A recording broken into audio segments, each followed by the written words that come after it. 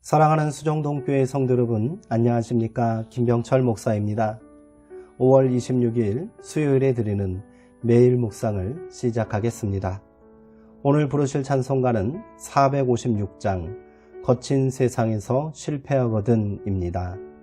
찬송은 형편에 따라 영상을 잠시 멈추시고 개인적으로 부르시기 바랍니다. 하나님의 말씀은 마태복음 26장 31절에서 35절까지 말씀입니다. 신약성경 46쪽에 있습니다.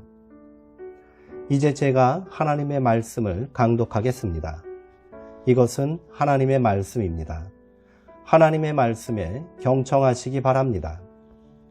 그때 예수께서 제자들에게 이르시되 오늘 밤에 너희가 다 나를 버리리라.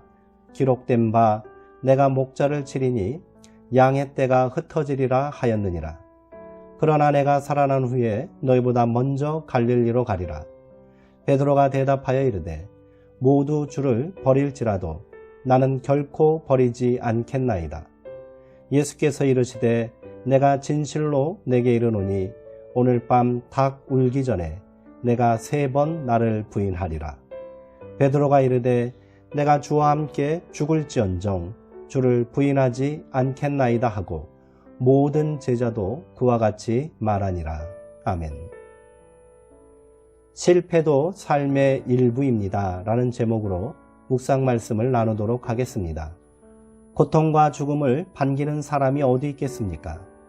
아버지께 돌아감이 영광이며 알지만 죽음은 여전히 낯선 세계이기에 주님도 흔쾌히 그 시간을 기다리지 못합니다.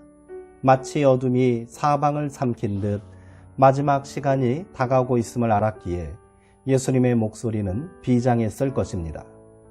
오늘 밤에 너희가 다 나를 버리리라. 기록된 바 내가 목자를 치리니 양의 떼가 흩어지리라. 가장 가까운 이들조차 자신에게 등을 돌릴 것을 안다는 것, 참으로 외롭고 고통스러운 일입니다.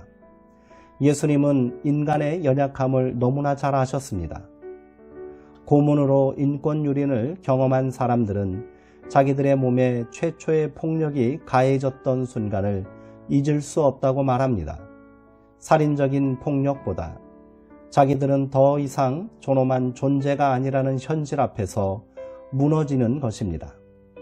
어떤 경우든 우리가 공포심에 사로잡히는 순간 굳건히 지켜왔다고 자부했던 자기 정체성은 속절없이 무너지게 마련입니다. 초인적인 인내로 폭력을 견뎌내는 이들이 있지만 그건 극히 일부에 지나지 않습니다. 오늘 밤에 너희가 다 나를 버릴 것이다 라는 예수님의 외마디 탄식에 베드로가 말합니다. 모두 주를 버릴지라도 나는 결코 버리지 않겠나이다. 조금도 거짓 없는 진심이었을 것입니다. 그러나 베드로는 자기가 어쩔 수 없는 인간이라는 사실을 모르고 있습니다. 굳은 의지로도 어쩔 수 없는 상황을 경험해보지 않은 사람은 절망과 좌절의 순간에 모든 것을 포기해야 했던 사람들의 시린 마음을 이해하지 못합니다. 목숨을 걸겠다고 호언장담하는 이들이 진실을 위해 목숨을 내놓는 경우는 거의 없습니다. 예수님은 다시 베드로에게 말씀하십니다. 내가 진실로 내게 이르노니 오늘 밤 닭 울기 전에 내가 3번 나를 부인하리라. 3번의 부정은 철저한 부정, 조금의 가능성도 없는 완전한 부정을 의미합니다. 베드로는 억울했습니다. 자기의 진정성을 몰라주는 스승이 원망스러웠던 것일까요? 그는 다시 말했습니다. 내가 주와 함께 죽을지언정 주를 부인하지 않겠나이다. 다른 제자들도 가만히 있을 수 없습니다. 그들도 죽음을 담보한 맹세에 동참했습니다. 그런데 이들의 맹세가 왜 이리도 서글픈 것일까요? 주와 함께 죽는 한이 있을지라도 절대로 라는 말이 왜 이리도 공허하게 들리는 것일까요? 예수님이 말씀하신 대로 베드로는 그날 밤 주님을 3번이나 모른다고 부인했습니다. 그러나 그것이 끝이 아닙니다. 예수님은 베드로의 연약함까지도 껴안고 계셨습니다. 그가 부인한다고 하여 그를 못났다 책망하기는커녕 오히려 그를 격려하셨습니다.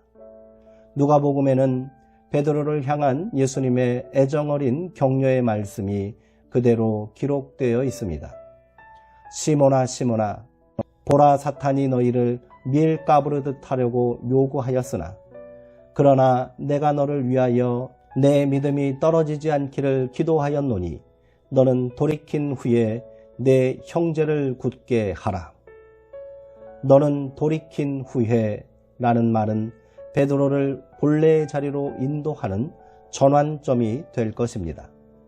사탄의 소나기에 놀아나는 연약한 인생임을 모르고 감당하지도 못할 호기를 부린 베드로이지만 그것이 자신의 정직한 모습이고 주님에 대한 불충임을 깨닫게 되는 순간, 그래서 자신의 죄악과 부족함을 눈물로 참회하며 가슴을 치는 순간 그는 다시 일어설 것입니다.